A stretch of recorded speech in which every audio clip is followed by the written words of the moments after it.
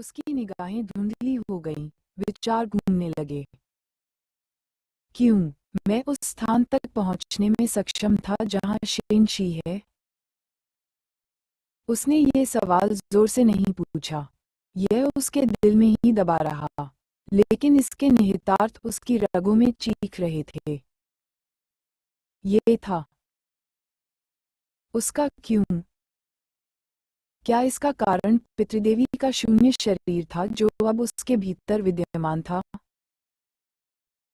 क्या यह वही शरीर था जो भाग्य से अछूता था, कानून की सीमाओं से अछूता था, जिसने उसे उस मार्ग पर चलने की अनुमति दी जो जीवित लोगों के लिए नहीं था? दुर्भाग्यवश मोसू की आवाज भारी हो गई, प्रत्येक शब्द गहन दुख से भरा हुआ था। पुनर्जन्म के नियम के बहुत पहले ही टूट जाने के कारण संसार के कुएं में प्रवेश करने वाले सभी मृतक फंस गए हैं, कहीं भी जाने में असमर्थ हैं। उसके बाद जो सन्नाटा छा गया वह दम घुटने वाला था। एक स्थान जो पुनर्जन्म के लिए बना था, अब अंतहीन शांति का कारागार, जहां दिवंगत का अस्तित्व सार भी कुछ नहीं कर सकता सिवाय इसके कि वह रुक जाए उस चक्र की प्रतीक्षा में जो अब घूमता नहीं। इस समय संसार का कुआं कहाँ है?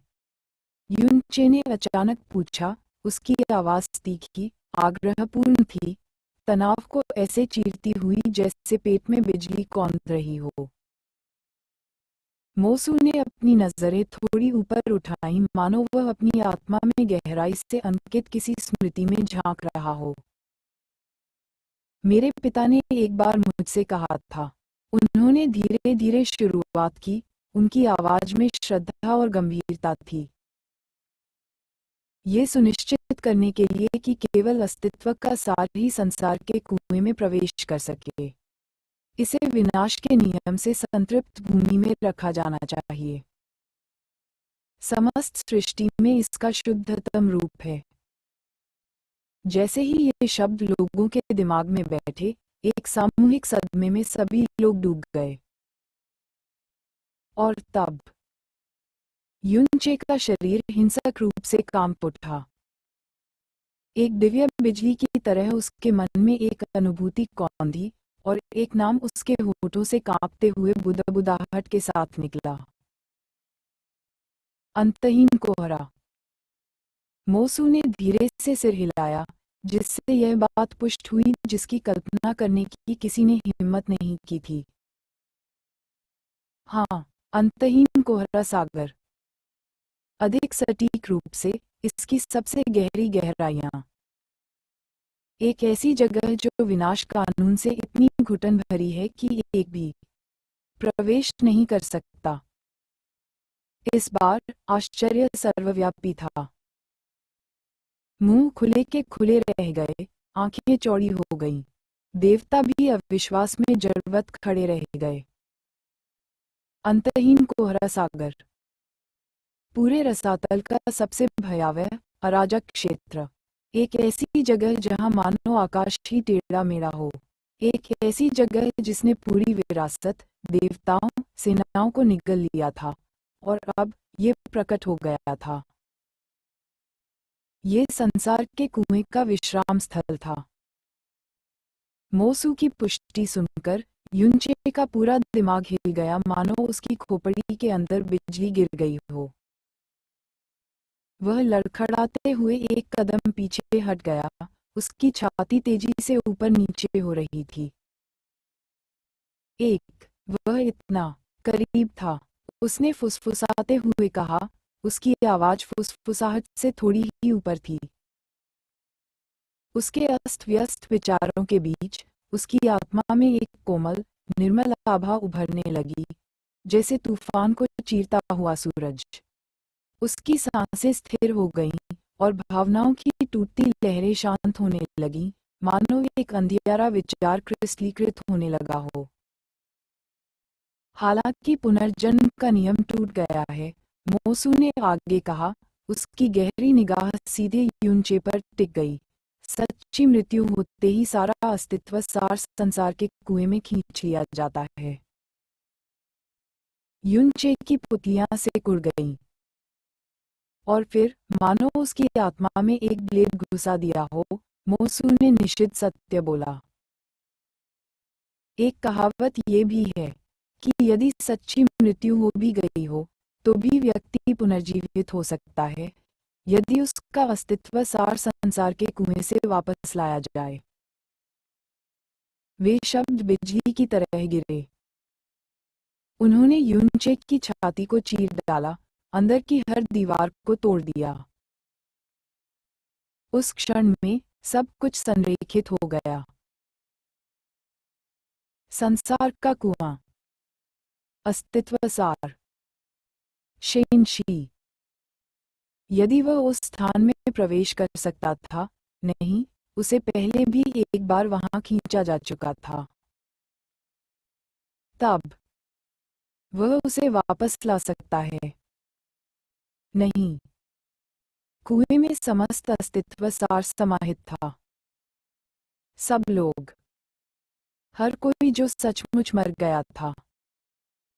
92। उसकी उंगलियां कांपने लगीं, उसकी सांसें उखड़ने लगीं। इस समय युनचे जो कुछ जानना चाहता था वह काफी सुन चुका है। अब उसके यहाँ रुकने का कोई कारण नहीं है और एक भी शब्द सुनने का इंतजार किए बिना युनचे की हथेली से एक लाल चमक फूट पड़ी, इतनी तेज और प्रचंड कि उसने उसके शरीर को एक प्रचंड दीप्तिमान ज्वाला में ढक दिया। यह विश्वभेदक की स्थानिक टेलीपोर्टेशन शक्ति थी। बेशक वह जगह प्राचीन सच्चे देवताओं की शक्ति से अंतरिक्ष बंद थी, जिससे सामान्य स्थानिक टेलीपोर्टेशन बेकार हो गया था, लेकिन विश्वभेदक की शक्ति अलग थी। वह स्थानिक नियम के शुद्धतम रूप से गढ़ी गई थी। प्राचीन सच्चे देवताओं की शक्ति उसे कैसे रोक सकती थी? जैसे ही लाल चमक ने युनचे के शरीर को घेरा, उसे अचानक एक एहसास हुआ। चमक की चमक में उसने मोसू की अजीब जानकार मुस्कान देखी। तब कुछ नहीं हुआ। युनचे जड़वत खड़ा रहा, मानो उसके दिल पर चोट लगी हो। टेलीपोर्टेशन विफल हो गया। एक बार फिर लाल चमक प्रकट हुई और युनचे के शरीर को ढक लिया, लेकिन एक बार फिर कुछ नहीं हुआ। क्या? युनचे का दिमाग हिल गया क्योंकि उसका टेलीपोर्टेशन नाकाम हो गया था।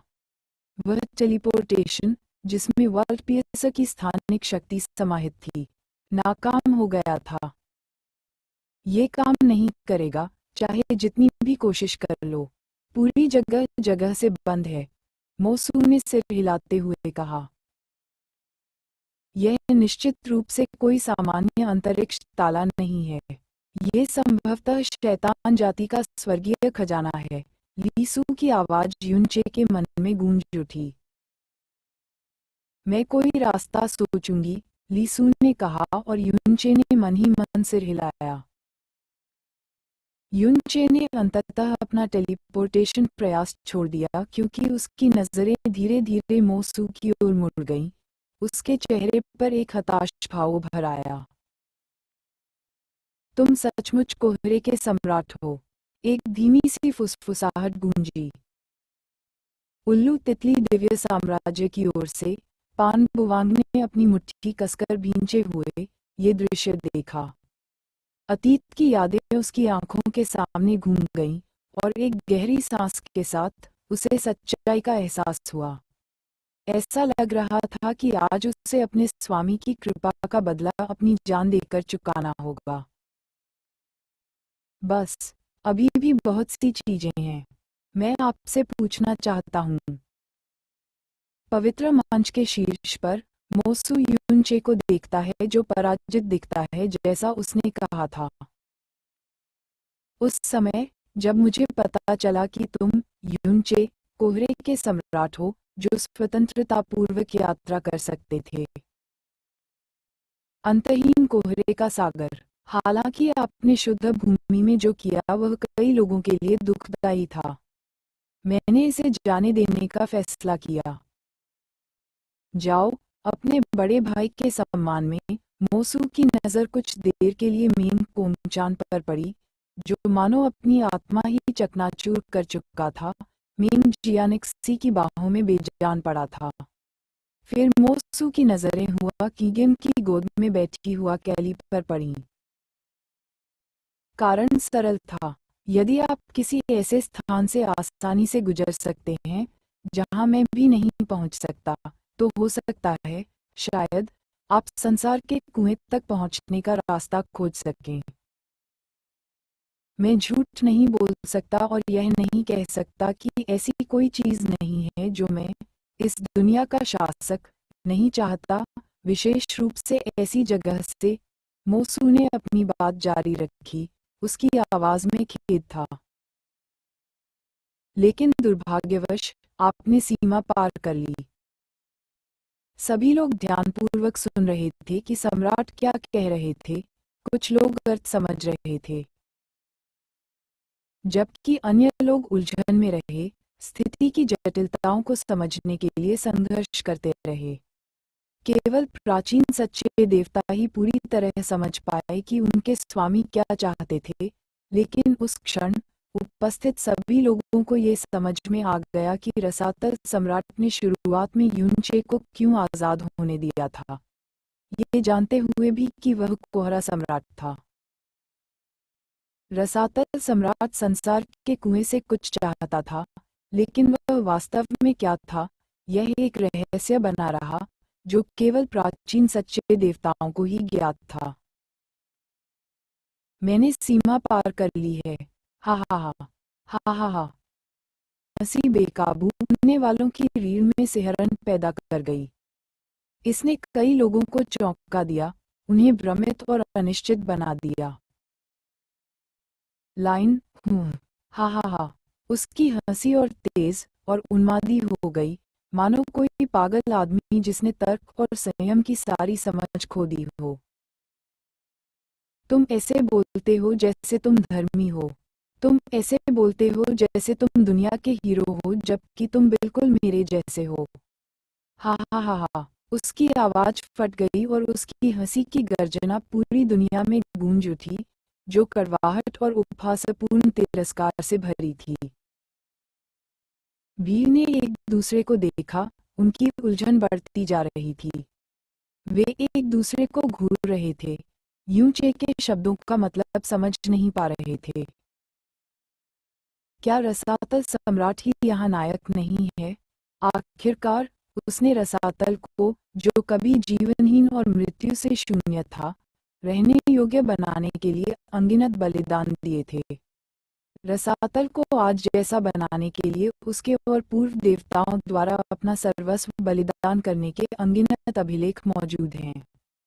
तो फिर यूनचे ऐसे क्यों हंस रहा था और बोल रहा था मानो वह खलनायक न हो, जबकि उसने स्वयं, कोहरा सम्राट, रसातल की शांति भंग की थी? अरे बदमाश, महाराज से ऐसा कहने की तुम्हारी हिम्मत कैसे हुई? भीड़ में से गुस्से से भरी चीखें गूंज उठीं और आरोप लगाते हुए उंगलियां यूनचे की ओर उठीं। उसने रसातल सम्राट पर कलंक लगाने की हिम्मत कैसे की? हा हा हा। यूनचे की हंसी फूट पड़ी, ठंडी और पागलपन भरी, जैसे उसने अपना सिर पागलपन में पीछे की ओर फेंका हो। मैं खलनायक हूँ, बिल्कुल सही, मैं हूँ। मैं, यूनचे, कोहरा सम्राट, पूरी तरह से खलनायक हूँ। मैंने जो कुछ भी किया है, वह बुरा और क्रूर रहा है। हा हा हा हा हा। उसकी हंसी बेतहाशा गूंजी, लेकिन अजीब तरह से। कई लोगों को ऐसा लगा जैसे वह खुद का मजाक उड़ा रहा हो, अपनी ही पीड़ा, अपने ही पछतावे, अपने ही विकृत सत्य में फंसा हुआ। यहाँ तक कि हुआ कैली और मेन कोंगचान, जो अपनी सारी ताकत खो चुके थे, यूनचे की कड़वी हंसी को अपनी आत्मा में कुतरते हुए महसूस कर सकते थे। कांपते हुए, उनकी आंखें धीरे धीरे उसकी दिशा में मुड़ गईं। आखिरकार नायक और खलनायक बस अलग अलग नजरिए हैं। युनचे की आवाज धीमी थी, लेकिन उसके मन में दुख और कड़वाहट का एक अटूट बोझ था। उसके हाथ से एक धूसर लौ फूट पड़ी, जिसकी ठंडी, विनाशकारी, संक्षारक रोशनी हवा में फैले तनाव के विपरीत थी। उसकी आंखें बर्फ जैसी हो गईं और उसने सम्राट और उसके आसपास के सभी लोगों पर अपनी नजरें गड़ा दीं। तो फिर आइए आज हम इस नायक और खलनायक की कहानी को यहीं खत्म कर दें। ना मारा गया। युनचे के अंतिम शब्दों के बाद हवा में एक गहरा, बेचैन कर देने वाला सन्नाटा छा गया। फिर बिना किसी चेतावनी के उसकी आभा चारों ओर फैल गई, एक जबरदस्त शक्ति का उभार जिसने तनाव को वज्रपात की तरह चीर दिया। बूम। दिव्य साम्राज्य की नींव हिल गई जब युनचे ने अपनी पूरी शक्ति का प्रदर्शन किया। उसकी उपस्थिति इतनी विशाल थी कि आकाश भी उसकी शक्ति से कांप उठा। हवा ऊर्जा से भर गई और ऊपर आकाश गड़गड़ाहट की गर्जना के साथ मानो थरथरा उठा। कमजोर साधक अपने हृदय में बढ़ते भारी दबाव और भय को महसूस करते हुए जल्दी से अपने देवताओं के पीछे चले गए, जिन्होंने उन्हें विनाशकारी शक्ति से बचाने के लिए तुरंत अवरोध खड़े कर दिए। उनके पैरों तले जमीन कांप उठी, मानो उसे भी युनचे के शरीर से निकल रही तीव्र तीव्रता का डर हो। दिव्य विलुप्ति शक्ति के साथ लगभग एक लघुत्तर ईश्वर भीड़ में एक ठंडी सांस गूंजी और बड़बड़ाहट जंगल की आग की तरह फैल गई। उनकी आवाजों में भय और विस्मय घुल गया। उसकी शक्ति का विशाल परिमाण निर्विवाद था, और फिर भी आज कुछ भी बदलने के लिए ये काफी नहीं होगा। पान बुवान के विचार एक गंभीर एहसास से घिरे हुए थे। अनुभव से तीक्ष्ण उसकी आंखें युद्ध क्षेत्र को घूर रही थीं और अपने चारों ओर मौजूद सच्चे देवताओं और प्राचीन सच्चे देवताओं की जबरदस्त उपस्थिति को महसूस कर रही थीं। यहाँ तक कि उनके बीच खड़ा अथाह सम्राट भी एक ऐसा प्रभुत्व बिखेर रहा था जिसने हवा को हिलाकर रख दिया। युनचे, कोहरा सम्राट, उसका स्वामी, चाहे वह कितना भी अमानवीय क्यों न दिखे, आज का परिणाम बदलने के लिए ये काफी नहीं होगा। पान बुवान के सीने में सच्चाई का बोझ भारी पड़ गया था। युनचे के पास चाहे जितनी भी ताकत हो, चाहे वह कितना भी बड़ा खतरा क्यों न हो, हालात उसके खिलाफ ही थे। यह एक ऐसी लड़ाई थी जिसे वह न तो जीत सकता था, न ही उससे भाग सकता था। आखिरकार छोटे ईश्वर की तुलना बड़े ईश्वर से नहीं की जा सकती। उसके अलावा पूर्ण ईश्वर हैं और उससे भी आगे प्राचीन सच्चे ईश्वर हैं। युनचे की शक्ति का विस्फोट कोई मायने नहीं रखता। अजीब बात यह थी कि युनचे से निकल रही अपार शक्ति के बावजूद कोई भी देवता उसे वश में करने के लिए आगे नहीं बढ़ा। वातावरण तनाव से भरा था, फिर भी किसी भी देवता ने कोई कदम नहीं उठाया। मिनट बीत गए, एक, फिर दो, फिर तीन, फिर भी किसी ने कोई कदम नहीं उठाया। लोग और देवता भी सब उलझन भरी निगाहों से एक दूसरे को देख रहे थे, समझ नहीं पा रहे थे कि इस खतरे को खत्म करने के लिए कोई आगे क्यों नहीं आया। गुरु, आप और अन्य दिव्य प्रतिनिधि क्यों नहीं जाकर उस पर हमला कर देते? भीड़ से एक आवाज गूंजी। चंद्रदेव दिव्य बालक ने अनिश्चितता के साथ अपने दिव्य प्रतिनिधि की ओर देखा। चंद्रदेव दिव्य रीजेंट ने जवाब देने से पहले एक धीमी, स्थिर सांस ली। उनकी आवाज में एक दुर्लभ झिझक भरी हुई थी। यह उस धूसर ज्वाला के कारण है।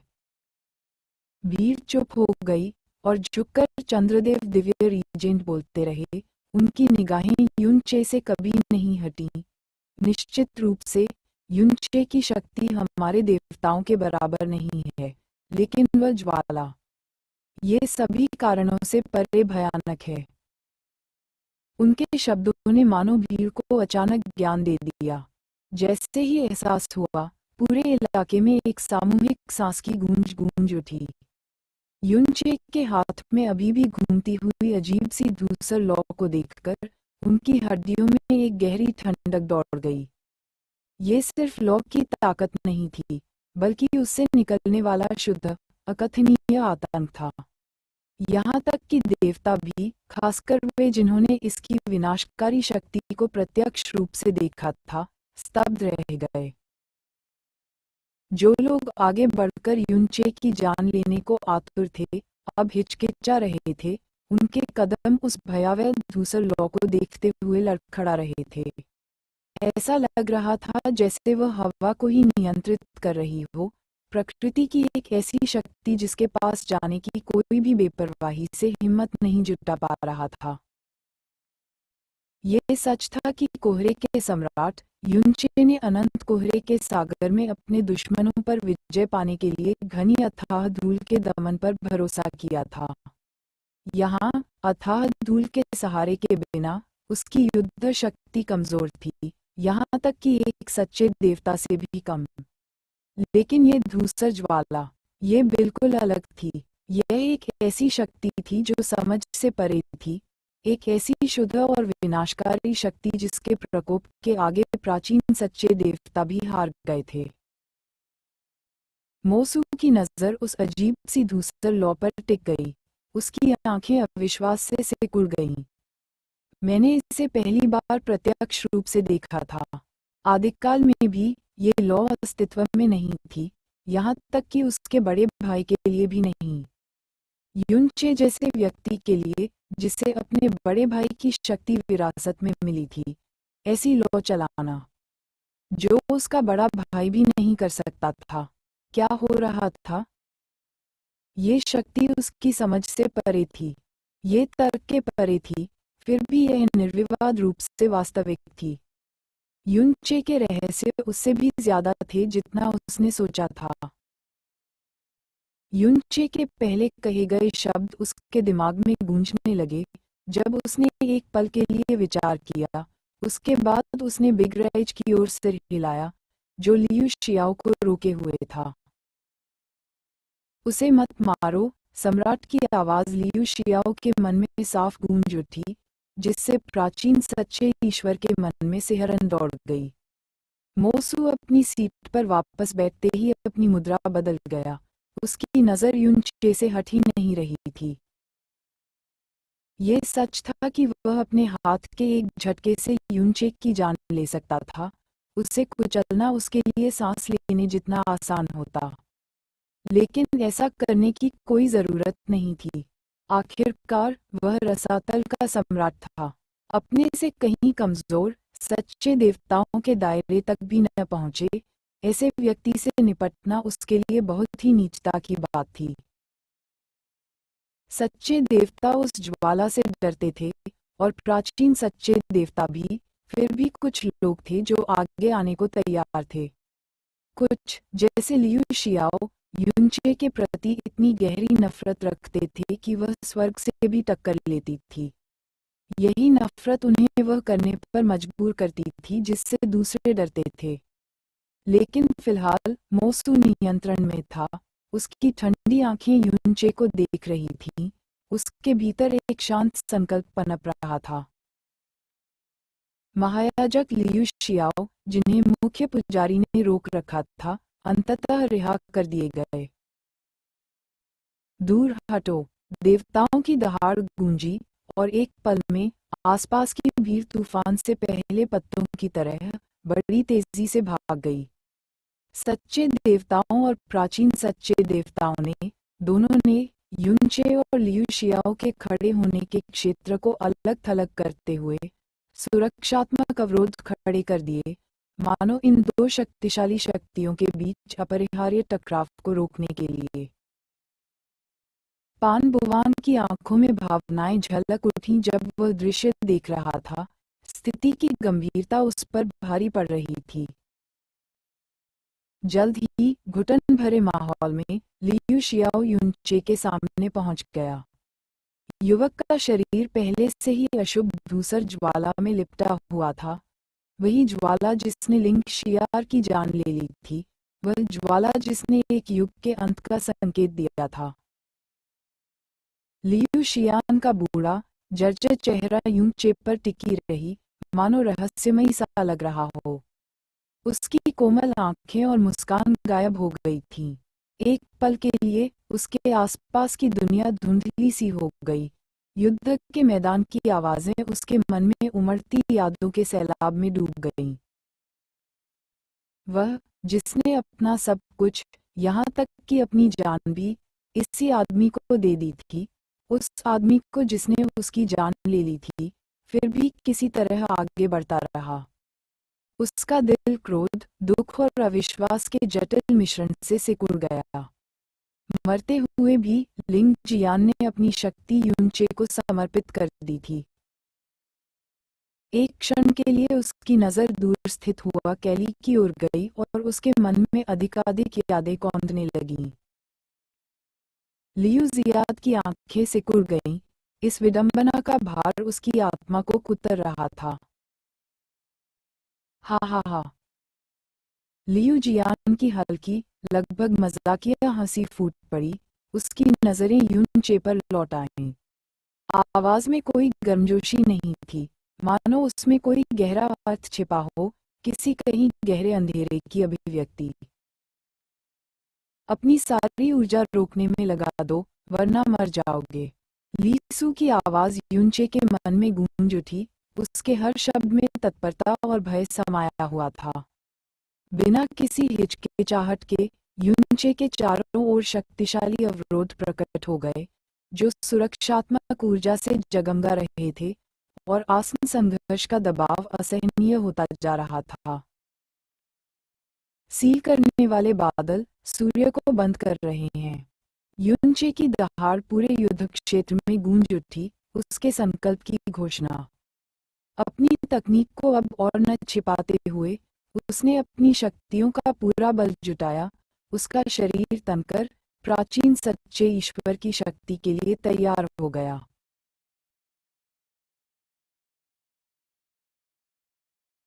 B O M M M M M. इसके बाद जो शक्ति का विस्फोट हुआ, उसने दुनिया की नींव हिला दी। लियू शियाओ का क्रोध, जो इतने लंबे समय से दबा हुआ था, ईश्वरीय शक्ति के तूफान में फूट पड़ा। क्रोध से लाल उसकी आंखें अब एक अजेय शक्ति से भर गईं। जैसे ही उसका आभामंडल प्रकट हुआ, काला और भस्म करने वाला। हवा एक प्राचीन सच्चे ईश्वर की कच्ची, उन्मुक्त शक्ति से कांप उठी। पूरा दिव्य साम्राज्य, नहीं, पूरा रसातल, उस प्राचीन शक्ति के मुक्त होते ही भय से कांप उठा। पहले के विपरीत, जहां प्राचीन सच्चे देवता अनंत कोहरे के सागर में दबा दिए गए थे, यहाँ कोई बंधन नहीं थे। न जंजीरें, न कोई सीमा। उनकी ईश्वरीय शक्ति का पूरा दायरा बिना किसी दया के उन्मुक्त हो गया था, और पूरा साम्राज्य उसके भार से कांप उठा। ये ईश्वरीय शक्ति का शुद्धतम रूप था, ऐसा जो वास्तविकता के ताने बाने को ही मोड़ सकता था। बाधाओं के पीछे हर कोई स्तब्ध मौन में देख रहा था। उनकी आंखें अविश्वास से चौड़ी हो गई थीं, क्योंकि वे अपने सामने हो रहे अराजक विनाश को देख रहे थे। वह क्षेत्र जहां लियू शियाओ ने अपनी शक्ति का प्रयोग किया था, अभी तक खंडित नहीं हुआ था, शुद्ध, अनियंत्रित विनाश में बदल गया था। अंतरिक्ष स्वयं टूटता और बिखरता हुआ प्रतीत हो रहा था, और शून्य का ताना बाना ही छिन्न भिन्न हो गया था। आकाश, जो कभी संपूर्ण था, अब ईश्वरीय शक्ति की तीव्रता से बिखर गया था, टुकड़े टुकड़े हो गया था। अगर सच्चे देवताओं और प्राचीन सच्चे देवताओं द्वारा खड़ी की गई बाधाएं न होती, तो उस दृश्य को देखने वाले लोग उस ऊर्जा के बल से राख के सिवा कुछ नहीं रह जाते। बाधाओं के बावजूद उस मुक्त शक्ति का दबाव जबरदस्त था, इतना ज्यादा कि उनकी रीढ़ में सिहरन दौड़ गई, मानो उनका अस्तित्व ही खतरे में पड़ गया हो। उनके आसपास की जमीन पूरी तरह तबाह हो गई थी, एक बंजर जमीन जहां कुछ भी अछूता नहीं बचा था। लियू शियाओ इस अराजकता के बीच शान से खड़ा था, उसकी उपस्थिति टूटी हुई दुनिया पर एक सम्राट की तरह छाई हुई थी, अविचल, अडिग और सर्वोच्च। उसकी आंखें नफरत की आग से जल रही थीं, उसकी शक्ति चमक रही थी और उसके पैरों तले जमीन कांप रही थी। युन चे का क्या, उसकी बाधाएं एक पल भी नहीं टिक पाईं, वे कांच की तरह बिखर गईं, लियू शियाट की प्रचंड दिव्य शक्ति के आगे टिक नहीं पाईं। युन चे का शरीर किसी गहरी ऊर्जा से नहीं, बल्कि लियू शियाओ की दिव्य शक्ति के प्रबल बल से पीछे की ओर धंस गया। टकराना। बूम प्रभाव बहरा करने वाला था, विनाश की आवाज पूरे युद्ध क्षेत्र में गूंज उठी। आ युनचे का रक्त-रंजित शरीर उनके चारों ओर लगी सुरक्षात्मक पट्टियों से टकराया और टक्कर के जोर से हवा में झटके महसूस हुए। ये झटके इतने शक्तिशाली थे कि पूरे इलाके में गूंज उठे और हर देखने वाला दहशत से जम गया। इसकी शक्ति अकल्पनीय थी, मानो ईश्वरीय शक्ति और नश्वर संकल्प के बीच टकराव से स्वर्ग भी हिल गया हो। युनचे प्राचीन सच्चे ईश्वर की प्रचंड शक्ति का सामना भी नहीं कर सका। उसका शरीर इतनी जगहों से टूटा हुआ था कि मानो उसकी हर हड्डी उस प्रचंड शक्ति के नीचे चूर-चूर हो गई हो। उसका शरीर टूटे हुए अवरोध से नीचे फिसलकर जोर से जमीन पर गिर पड़ा। पुकी। उसके मुंह से खून बहने लगा और उसका लबादा, जो पहले से ही खून से लथपथ था, और भी गहरा हो गया, उसके जीवन के सार के लाल दागों से भीग गया। सांस लेने में कठिनाई महसूस करते हुए युनचे जोर जोर से खांसने लगा, उसकी हर सांस अपने आप में एक लड़ाई थी। उसकी दृष्टि धुंधली हो गई क्योंकि उसकी चोटों का भार उस पर पहाड़ की तरह दब गया था।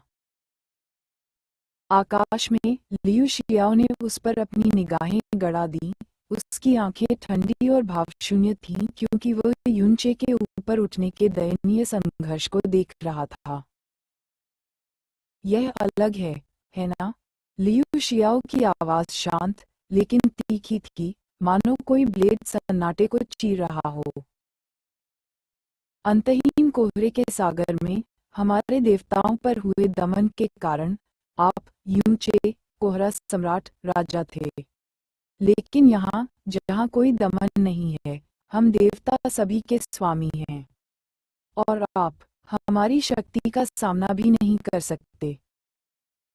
उसके शब्द मृत्यु की घंटी की तरह गूंजते हैं।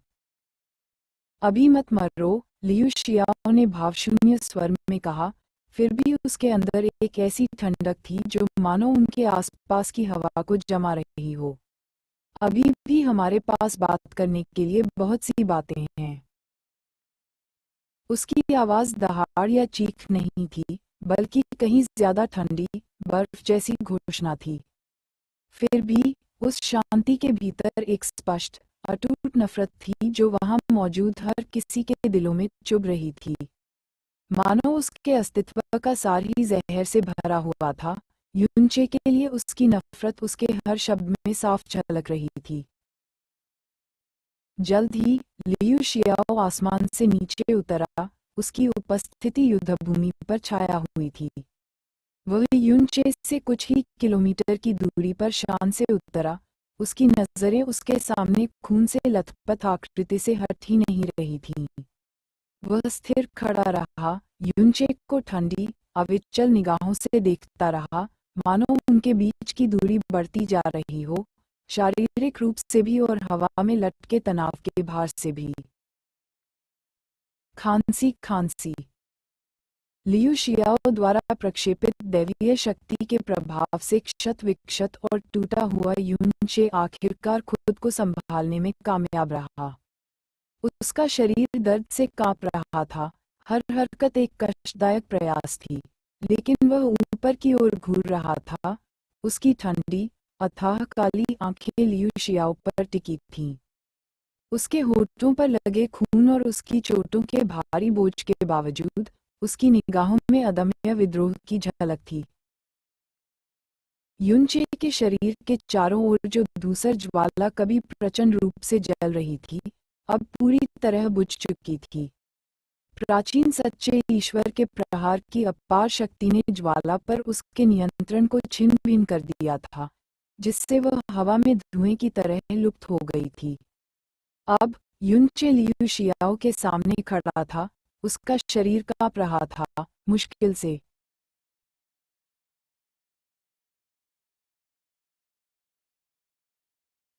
सीधा खड़ा रहने में सक्षम। उसकी ताकत खत्म हो चुकी थी और लॉ की सुरक्षा के बिना वह पहले से कहीं ज्यादा कमजोर लग रहा था। सीधे प्रहार के बिना भी प्राचीन सच्चे ईश्वर की शक्ति की कच्ची ताकत ने युनचे को उसकी चरम सीमा तक धकेल दिया था। ऊर्जा की हर लहर उसे लगातार कमजोर कर रही थी। उसका शरीर क्षत विक्षत और टूटा हुआ मुश्किल से खुद को संभाल पा रहा था। कभी न हिलने वाली उसकी आत्मा डगमगा रही थी और अब ऐसा लग रहा था मानो खड़ा होना भी नामुमकिन हो। अचानक युनचे के सामने एक तलवार धीरे धीरे प्रकट हुई। उसकी उपस्थिति मानो उसकी आत्मा की गहराइयों से बुलाई गई हो।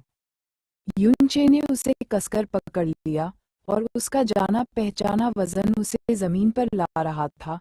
जैसे ही उसने खुद को वापस अपने पैरों पर खड़ा करने के लिए तलवार का इस्तेमाल किया, उसका शरीर विरोध में चीख उठा, लेकिन वह धीरे धीरे, दर्द से लेकिन दृढ़ता से खड़ा रहा। स्वर्ग, लोहार, शैतान सम्राट। मोसू की आवाज तनाव के बीच बुदबुदाई। जैसे ही वह अपनी सीट से उठा, उसकी आंखें सिकुड़ गईं। ये पहली बार नहीं था जब उसने तलवार देखी थी, लेकिन पहली बार उसने उस पर खुदे नाम पर ध्यान दिया था। बस क्या हुआ कीगन की गोद में यूनचे के हाथ में तलवार पर खुदा हुआ नाम देखकर हुआ कैली की आंखें कांप उठीं। ये दृश्य मानो उसके भीतर किसी गहरे एहसास को चकनाचूर कर गया हो। यह एहसास मानो लहर की तरह टूट पड़ा। तुमने जो कुछ भी कहा वह कभी भी वास्तविक नहीं था। उसकी आवाज, हालांकि मौन थी, उसके दिल में गूंज रही थी। हुआ खलील की प्रतिक्रिया के बिल्कुल विपरीत। रसातल सम्राट मोसूद ड्रम से कांप रहा था। उसकी नजरें युनचे की तलवार पर खुदे नाम पर टिकी थीं और उसने उसके अंदर बेचैनी की लहरें फैला दीं।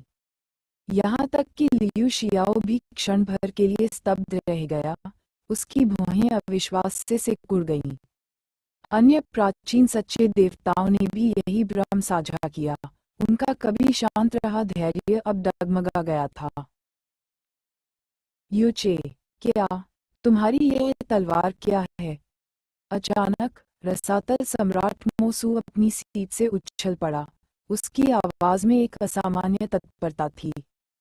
उसने शुरू में लियू शिया को युचे पर अपना गुस्सा निकालने देने की योजना बनाई थी, ताकि वह अपने दुश्मन को कोई राज उगलवाने से पहले ही चकनाचूर कर दे। लेकिन जैसे ही युचे की तलवार, जिस पर वह नाम खुदा हुआ था, प्रकट हुई, उसने सम्राट को अंदर तक हिला दिया। प्राचीन सच्चे देवताओं और सम्राट की प्रतिक्रियाओं ने बाकी दर्शकों को स्तब्ध और भ्रमित कर दिया। अफरा तफरी और उलझन के बीच युनचे ने उस सवाल का जवाब देने की जहमत तक नहीं उठाई जो उससे पूछा गया था।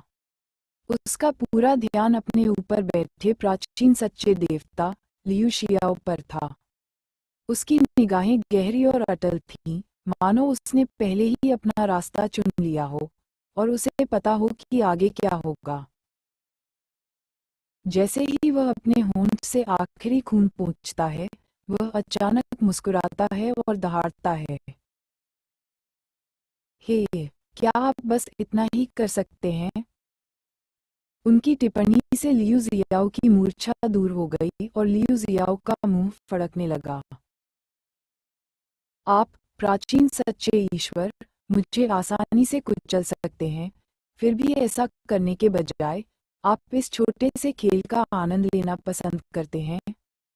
युनचे की आवाज तेज हो गई। उसके शब्दों में एक भयंकर विद्रोह जल रहा था। आपने अपनी पूरी ताकत भी नहीं लगाई। आपको किस बात का डर है? या यही आपकी दया है? हा हा हा, अपनी तरफ देखो। युनचे ने मजाक किया। अपने शरीर की रक्तरंजित अवस्था के बावजूद उसकी हंसी कड़वाहट और तिरस्कार से भरी थी। उच्च और शक्तिशाली प्राचीन सच्चा ईश्वर मुझ पर दया दिखा रहा है। हा हा हा हा, याद है पिछली बार जब तुमने मुझ पर दया दिखाई थी तो क्या हुआ था? युनचे की शैतानी हंसी तनावपूर्ण माहौल में गूंज रही थी। उसके शब्दों में जहर और उपहास की बू आ रही थी। उसकी आवाज मानो खामोशी में दरार पड़ गई हो, एक ताना जो भीड़ में सिहरन पैदा कर रहा था। तुम, लियू शियाओ, जिसने खुद को बड़ी सावधानी से नियंत्रित किया था, अचानक क्रोध और अविश्वास के मिश्रण से कांप उठा। युनचे के शब्दों के बोझ तले उसका संयम टूट गया। फिर भी युनचे के अगले वाक्य ने उसके बच्चे खुचे संयम को भी तोड़ दिया। आपकी दया से वह गूंगा पक्षी मर गया। हा हा हा, युनचे की आवाज किसी धारदार तलवार की तरह थी, जो लियू शियाओ के नियंत्रण के आखिरी धागों को चीर रही थी।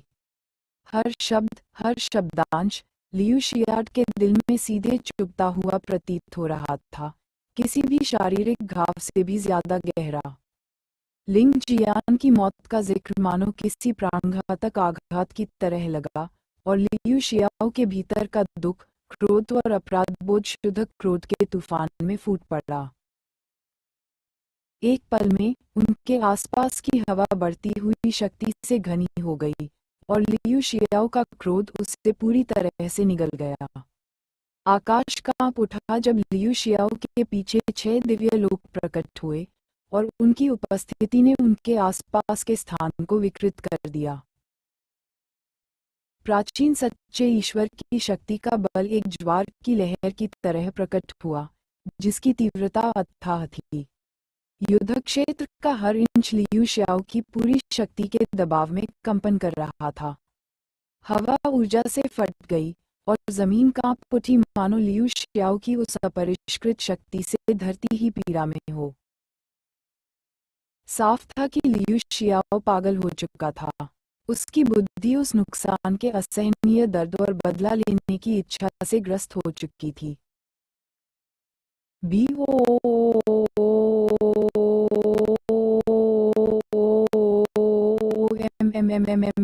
एम। लियू शियाओ की उन्मुक्त शक्ति की पूरी शक्ति हवा में फैलते ही धरती एक जबरदस्त गर्जना से हिल उठी। कमजोर साधकों के चारों ओर की बाधाएं जोर से कांप उठीं, और उनमें से कई घुटनों के बल गिर पड़े। उनके शरीर उस ऊर्जा के भारी दबाव से ऐंठ गए। यहाँ तक कि जो लोग बाधाओं के भीतर सुरक्षित रूप से छिपे हुए थे, युद्ध से सुरक्षित थे, वे भी भय से पीले पड़ गए। उनके दिल लियू शियाओ द्वारा बुलाई गई उस क्रूर, विनाशकारी शक्ति से आतंक से धड़क रहे थे। यह एक प्राचीन सच्चे ईश्वर की शक्ति का चरम था, एक ऐसे प्राणी से उत्पन्न शक्ति जिसने स्वर्गीय नियमों में निपुणता प्राप्त कर ली थी और 6 दिव्य लोकों को प्रकट कर दिया था। ये समझ से परे एक शक्ति थी। नहीं छोड़ा। पलक झपकते ही लियू शियाओ की आकृति युनचे की ओर दौड़ी, मानो उसकी हथेली उसकी दिव्य शक्ति के पंजे बना रही हो। उसके भीतर की ऊर्जा अथाह थी, शक्ति का एक ऐसा विनाशकारी प्रवाह जो अपने रास्ते में आने वाली किसी भी चीज को नष्ट कर सकता था। लियू शियाओ के क्रोध और दिव्य सार का हर कण इस प्रहार में समाया हुआ था। एक ऐसा प्रहार जिसमें एक प्राचीन सच्चे ईश्वर के क्रोध की पूरी शक्ति थी।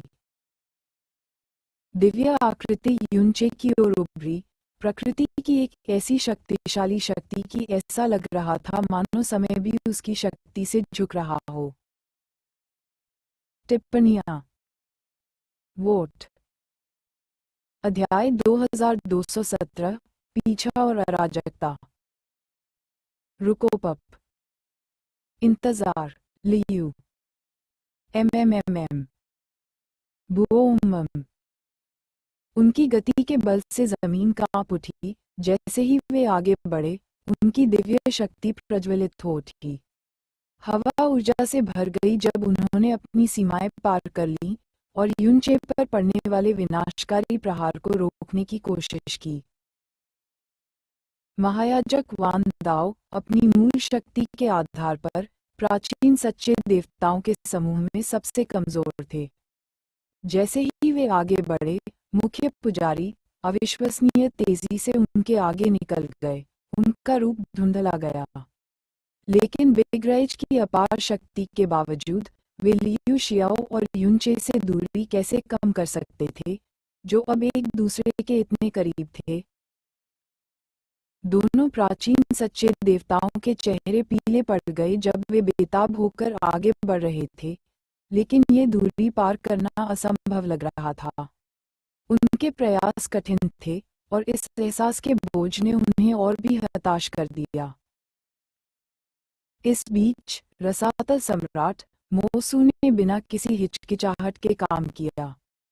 उसकी आंखें दृढ़ संकल्प से सिकुड़ गईं और एक छोटा सा पारदर्शी दर्पण चमककर प्रकट हुआ। अपनी अपार शक्ति के बावजूद मोसू को पूरा विश्वास था कि वह लियू शियाओ को रोकने के लिए समय पर युनचे तक पहुंच सकता है। उनके बीच की दूरी बहुत ज्यादा थी और समय बहुत कम। बिना कुछ सोचे मैंने मूल पाताल शून्य भेदक दर्पण की शक्ति को सक्रिय कर दिया। उसी क्षण दर्पण झिलमिला उठा, उसकी रहस्यमयी ऊर्जा पूरे क्षेत्र में फैल गई और मोसू अदृश्य हो गया। एक पल में मोसू युनचे के सामने प्रकट हो गया और उसके चारों ओर उसके 11 लोक प्रकट हो गए। प्रत्येक लोक में वे दिव्य नियम समाहित थे जिन्हें उसने युनचे की रक्षा करते हुए प्राप्त किया था। इस समय मोसू के पास वास्तव में कोई विकल्प नहीं था। अगर युनचे ने तलवार नहीं दिखाई होती तो मोसू इसे जारी रहने देता, लेकिन अब युनचे की तलवार के नाम को देखते हुए उसके सामने बहुत सारे प्रश्न थे जिनका उत्तर वह तुरंत चाहता था। उसी क्षण मोसू प्रकट हुआ। जैसे ही उसके लोगों ने उसकी शक्ति को और प्रबल किया, पागल हो चुका लियू शियाओ भी प्रकट हुआ। उसके पंजे हथेली की तरह मोसू से टकरा गए। 20000000 प्राचीन सच्चे देवताओं की जोड़ी एक दूसरे के खिलाफ भिड़ गई। मोसू अपनी उच्चतर साधना के कारण 1 इंच भी नहीं हिला, जबकि लियू शियाओ की आंखें चौड़ी हो गईं, मानो वह होश में आ रहा हो। फिर भी उसी क्षण मोसू के राहत की सांस लेने से ठीक पहले उसके भीतर एक घातक संकट फूट पड़ा। उसने अपनी सारी ऊर्जा बचाव में झोंकने की कोशिश की, लेकिन फिर भी उसे अपनी ऊर्जा बिखरती हुई महसूस हुई। उसी क्षण मोसू ने लियू शियाओ को पकड़ लिया और उनके रूप दूर उड़ गए। मोसू की शक्ति बाहर की ओर फूट पड़ी, जिससे उसके पीछे वाला रूप अवरोधों में जा गिरा और युनचे के मुंह से खून बहने लगा और देवता की शक्ति से उसकी चेतना क्षीण हो गई। BOOMMMM। यद्यपि घटनाएं इतनी जटिल थीं कि उन्हें पूरी तरह से समझाया नहीं जा सकता था, फिर भी यह सब कुछ क्षण भर में घटित हो गया। मोसू अपनी ऊर्जा को अपनी पीठ पर टूटते हुए महसूस कर सकता था क्योंकि उसके अंदर जलन फैल गई थी। यह एक ज्वलंत जलन नहीं थी, बल्कि कानून के एक उच्च स्तर का दमन था जो उसके कानूनों, उसके सार को जला रहा था। अजीब ग्रे लॉ के भीतर निहित कानून उच्च स्तर के थे, जो अपने रास्ते में सब कुछ नष्ट करने में सक्षम थे। इस समय मोसू के पास इन उच्च स्तर के नियमों को दबाने के लिए अपनी पूरी शक्ति लगाने के अलावा कोई विकल्प नहीं था। उसने अपनी बाकी सभी क्षमताओं को त्याग दिया और पूरी तरह से जीवित रहने पर ध्यान केंद्रित किया, क्योंकि वह अपनी पहुंच में आने वाली हर चीज पर नियंत्रण पाने के लिए संघर्ष कर रहा था। उसने लियू शियाओ की स्मृतियों के अभिलेख देखे हैं। हालांकि ज्वाला को बुझाया जा सकता है, फिर भी इसके विनाशकारी नियम एक शरीर में फैलकर उसके सभी अस्तित्व को नष्ट कर देंगे। दो प्राचीन सच्चे देवता, जो तेजी से आगे बढ़ रहे थे, अचानक वहीं रुक गए। वे स्तब्ध होकर चुपचाप देखते रहे कि उनके स्वामी, मोसू, उस अजीब सी धूसर ज्वाला से कैसे झुलस गए। जिस क्षण लियू शियाओ आगे बढ़ा, उनके प्रभु ने शून्य को तोड़ने के लिए स्वर्गीय खजाने का उपयोग किया था।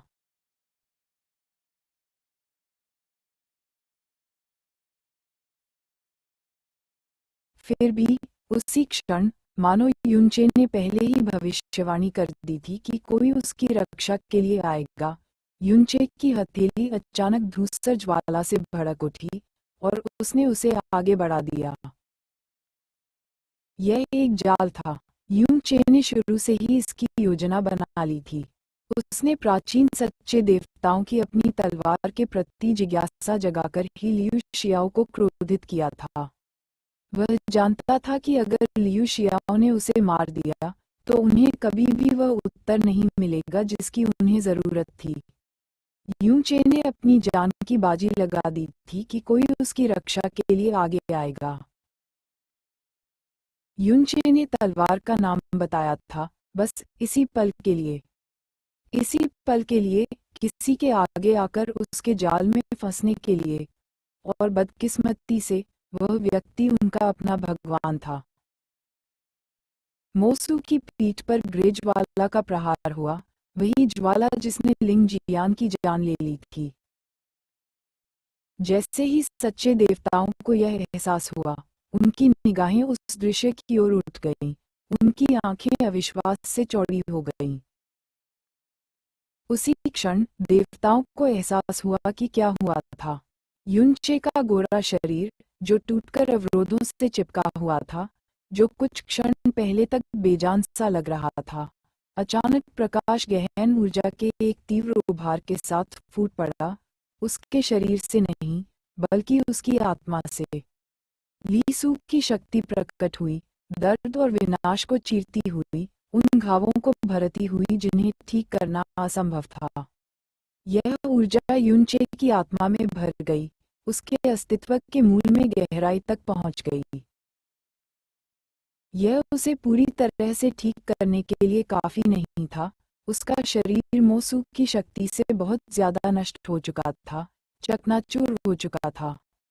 लेकिन ये काफी था, उसे जगाने के लिए काफी था, उस अराजकता के बीच उसे होश में लाने के लिए काफी था। लगता है स्थानिक ताला कमजोर हो गया है। युनचेल, उसके मन में लीसूद की आवाज दर्द में गूंज रही थी, जो तत्परता से भरी थी। युनचे की आंखें खून से सनी और टूटी हुई, लेकिन एक शांत संकल्प से भरी हुई, फुरफुराकर खुल गईं। उसकी काली पड़ चुकी आंखें चमक उठीं, और उसी क्षण विश्वभेदक की आंखों की लाल रोशनी उसके शरीर पर छा गई। लेकिन जैसे ही विश्वभेदक की अंतरिक्षीय शक्ति गुनगुनाने लगी, अंतरिक्ष के ताने बाने को चीरकर उसे सुरक्षित स्थान पर ले जाने के लिए तैयार, यूचे पर भावनाओं का एक क्षणिक सा असर हुआ।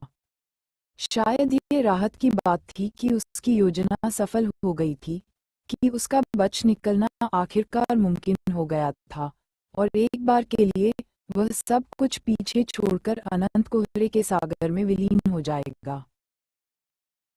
और फिर अपनी आकृति के गायब होने से पहले आखिरी धड़कन में उसकी नजरें हुआ कैली से मिलीं।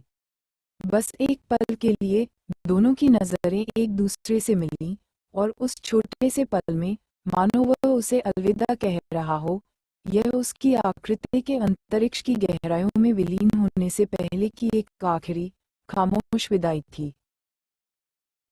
दूरी पर मोसू, जो अभी अभी अपने कानूनों के टूटने की घबराहट से उबरा था, ने अपनी आंखें चौड़ी कर लीं और अचानक उसे अपनी गंभीर गलती का एहसास हुआ।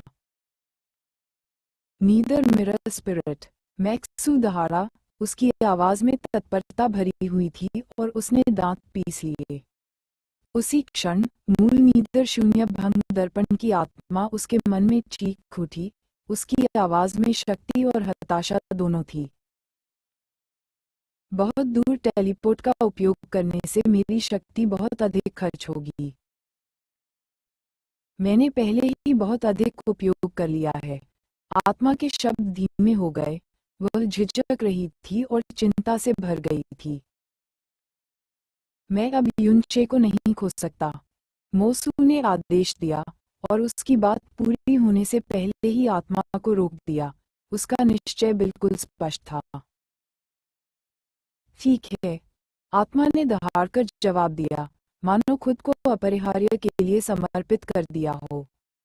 इससे पहले कि देवताओं को ये समझने का मौका मिले कि क्या हो रहा है, इससे पहले कि प्राचीन सच्चे देवता या यहाँ तक कि परम दिव्य सीमित क्षेत्र के साधक भी प्रतिक्रिया दे पाते, उनके आसपास की दुनिया धुंधली हो गई।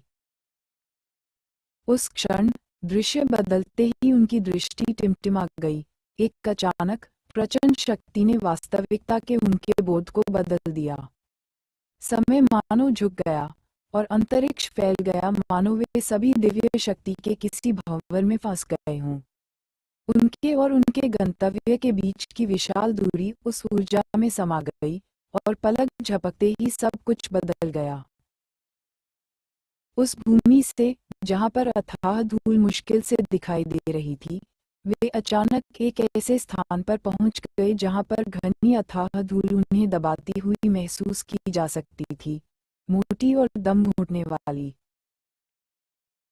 फिर भी इससे पहले कि वे कुछ प्रतिक्रिया दे पाते, उनकी दृष्टि एक बार फिर धुंधली हो गई। पलक झपकते ही उन्होंने खुद को अथाह धूल के और भी सघन क्षेत्र में पाया।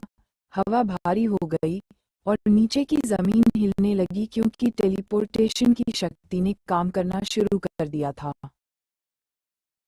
वे अब अंतहीन कोहरे के सागर की गहराई में थे, जो उसकी अथाह गहराई का हृदय था। युचे बस आगे ही है।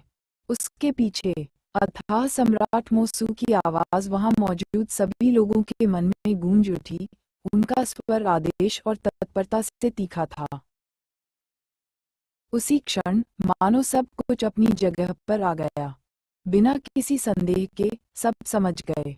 बिगरेज ने अपनी अपार शक्ति का प्रदर्शन किया, और जैसे ही वह आगे बढ़ा, उसके पैरों तले जमीन कांप उठी।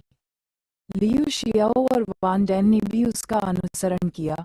उनकी दिव्य ऊर्जा प्रज्वलित होकर वे अथक गति से आगे बढ़े। अथाह धूल उनके सामने एक पर्दे की तरह हट गई, जिससे सामने किलिन जानवर पर सवार युनचे की आकृति दिखाई दी, जो अब भी दमनकारी कोहरे में तेजी से आगे बढ़ रही थी। वे तेज गति से गहराई में उतरे, ये ठानकर कि वे उस तक पहुंच जाएंगे इससे पहले कि वह समुद्र की अनंत विशालता में भाग जाए। जाओ, मोसू ने आदेश दिया। उसकी आवाज अधिकार से भरी हुई थी, क्योंकि देवता आगे बढ़े, उनकी आकृतियां आगे बढ़ीं। क्षेत्र में दिव्य सीमित क्षेत्र के अगाध जानवर और अगाध भूत भी आगे की ओर दौड़े। देवता उन्हें रोकने के लिए दौड़े। जैसे जैसे देवता आगे बढ़ रहे थे, जानवरों की दहाड़ से आकाश हिल रहा था। उनकी क्रोध भरी चीखें हवा में गूंज रही थीं। उनकी तेज रफ्तार से धरती कांप रही थी, और उनकी दिव्य शक्ति ऊर्जा के एक शानदार उभार के रूप में बाहर की ओर फूट पड़ी। BOOM अथाह जानवरों के शरीर एक बेरहम तूफान के आगे मिट्टी की तरह फट गए। प्राचीन सच्चे देवताओं की शक्ति इतनी प्रबल थी कि सबसे शक्तिशाली जानवर भी उसका सामना नहीं कर सके। देवता और दिव्य सीमित क्षेत्र के साधक भी आगे बढ़े और उनकी अपनी शक्ति से उनके रास्ते में आने वाले जानवरों और भूतों को कुचल दिया। अग्रणी प्राचीन सच्चे देवताओं और देवताओं की शक्ति के कारण दिव्य सीमित क्षेत्र के साधक अराजकता के बावजूद आगे बढ़ते हुए अपनी शक्ति बनाए रखने में सक्षम रहे। हालांकि अगाध जानवर और अगाध भूत देवताओं के सामने कुछ नहीं थे, फिर भी वे बेमतलब नहीं थे। उन्होंने देवताओं की गति धीमी कर दी। उनके लगातार हमलों ने देवताओं को राक्षसी जीवों की एक के बाद एक लहरों से लड़ने के लिए मजबूर कर दिया, जिससे युनचे को बच निकलने के लिए कुछ अनमोल पल मिल गए। Mirror spirit. खांसी। मोसू की आवाज हताश थी।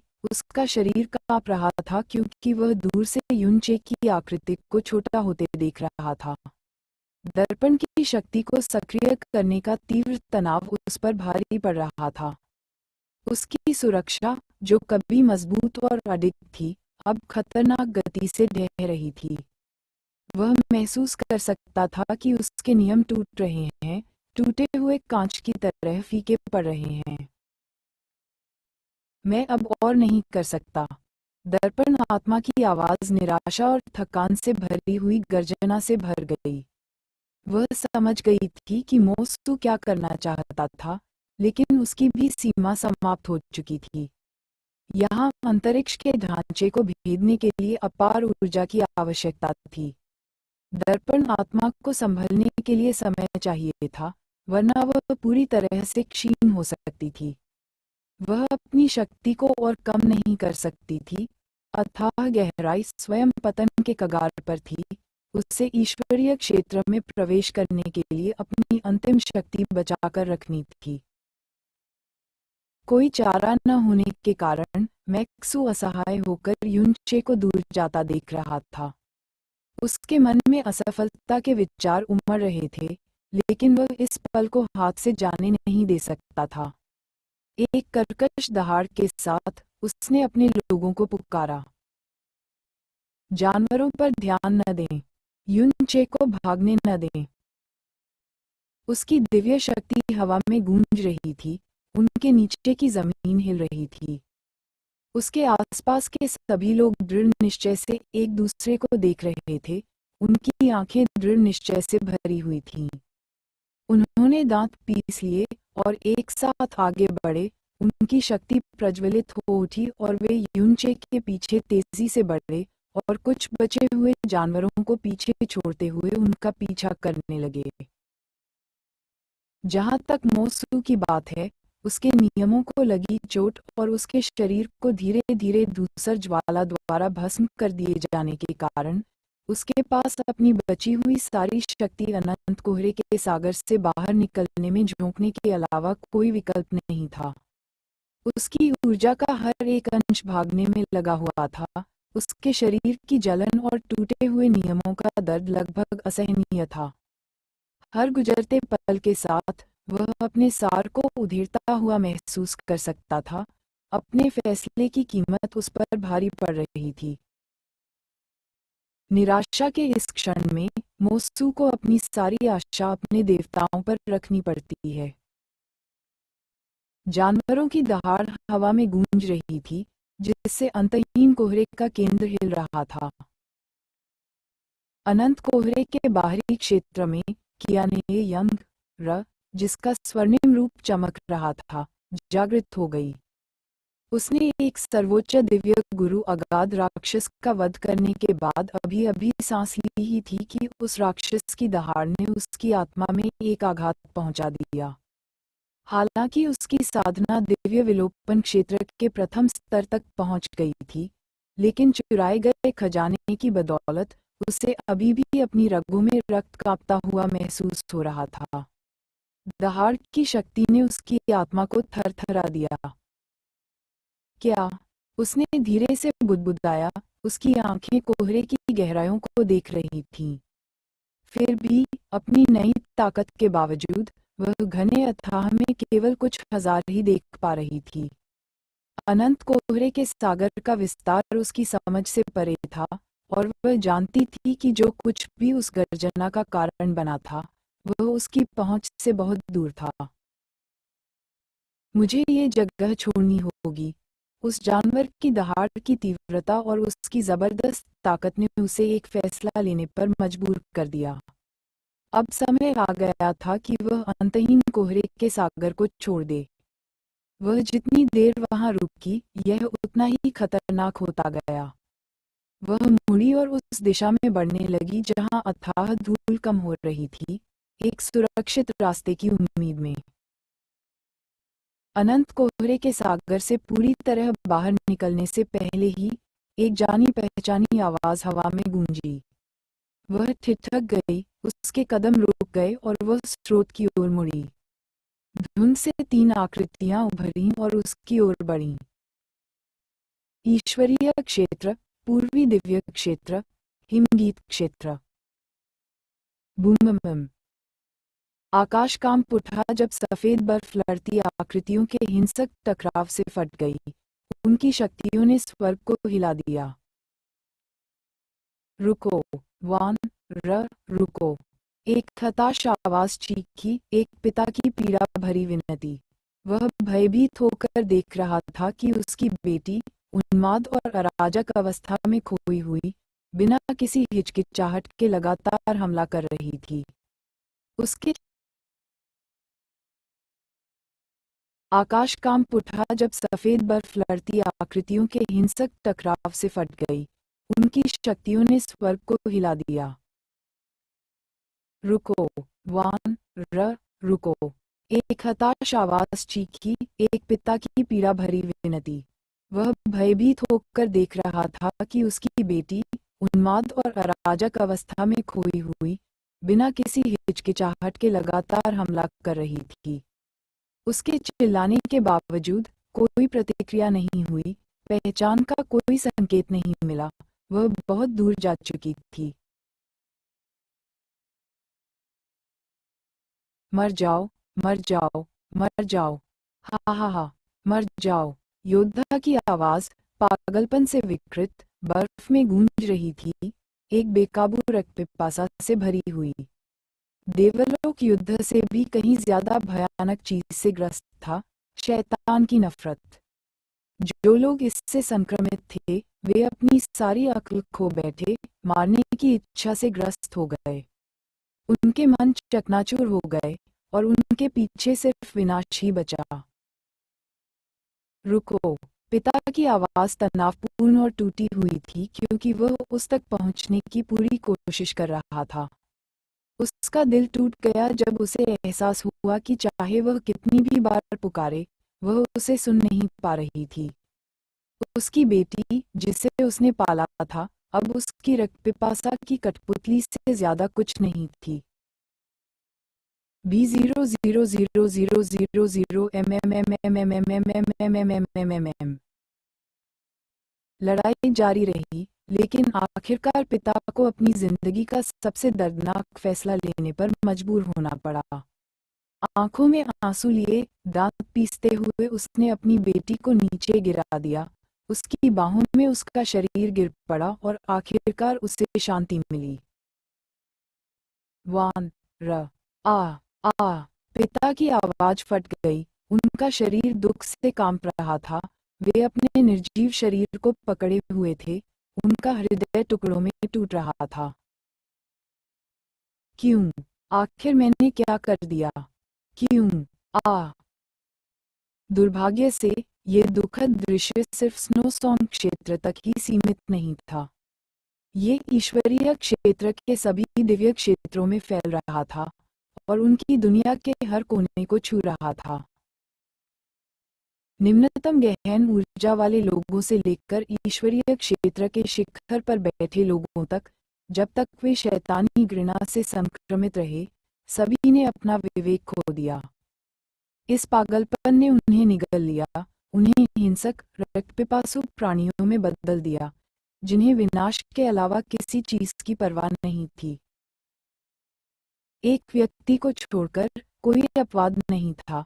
फिर भी यह व्यक्ति इस क्षण किसी ऐसे व्यक्ति के खिलाफ लड़ रहा था जिसे उसका सहयोगी होना चाहिए था। अंत में उसे भी सबसे कठिन निर्णय लेना पड़ा, अपने आप को और बाकी दुनिया को बचाने के एक हताश प्रयास में अपने सहयोगी को मारना पड़ा। जब आधी दीवार की दरारों से घृणित शैतानी ऊर्जा रिस रही थी, तो कैज़ी, जो सभी घृणित विचारों से मुक्त थी, उसे दूसरों से शुद्ध करने में सक्षम थी। हालांकि 1 साल पहले उस भयानक दिन के बाद से, जब दरारें गहरी हो गईं और ईश्वरीय क्षेत्र में और अधिक शैतानी ऊर्जा भर गई, उसे शुद्ध करने की उसकी क्षमता अपनी सीमा से बाहर हो गई थी। वह अब और नहीं झेल पा रही थी। पूरा ईश्वरीय क्षेत्र धीरे धीरे नष्ट हो रहा था, और यहाँ तक कि शैतान की महारानी की चुड़ैलें, जो कभी उसकी सहयोगी थीं, भी उसके भ्रष्टाचार का शिकार हो गई थीं। युनचे को रसातल में प्रवेश किए 3 साल से थोड़ा ज्यादा हो गया था। 3 साल रसातल में बिताए 30 साल से ज्यादा होने चाहिए थे, एक ऐसी जगह जहां समय अलग तरह से चलता है। आखिर क्या हो रहा है? कैज़ी ने फुसफुसाते हुए कहा। दुनिया का बोझ उस पर भारी पड़ रहा था। उसका मन उलझन में था, उसे कोई स्पष्टता नहीं मिल रही थी, जबकि और भी ज्यादा संक्रमित जीव उसकी ओर दौड़ रहे थे। जीजा जी, युनचे, आप कहाँ हैं? उसका नाम बुदबुदाते हुए उसकी आवाज निराशा से कांप उठी। कृपया जल्दी घर लौट आओ, वरना मैं और बाकी सब शायद यहाँ नहीं होंगे जब तुम लौटोगे। टिप्पणियाँ। युनचे को पता नहीं था कि जब दीवारें पूरे ईश्वरीय क्षेत्र में गूंज रही थीं, जो उस त्रासदी का संकेत दे रही थी जो घटित होने वाली थी, उसे किलिन ईश्वर द्वारा अंतहीन कोहरे के समुद्र की सबसे गहरी पहुंच में ले जाया जा रहा था। हालांकि इस विशाल अज्ञात स्थान पर टेलीपोर्ट होने के बाद से केवल कुछ ही समय बीता था, लेकिन ली सू के जीवन के दिव्य चमत्कार के कारण उसकी अधिकांश चोटें पहले ही ठीक हो चुकी थीं। ली सू के जागरण के बाद से उसकी दिव्य शक्ति अभूतपूर्व स्तर पर पहुंच गई थी। मोसू की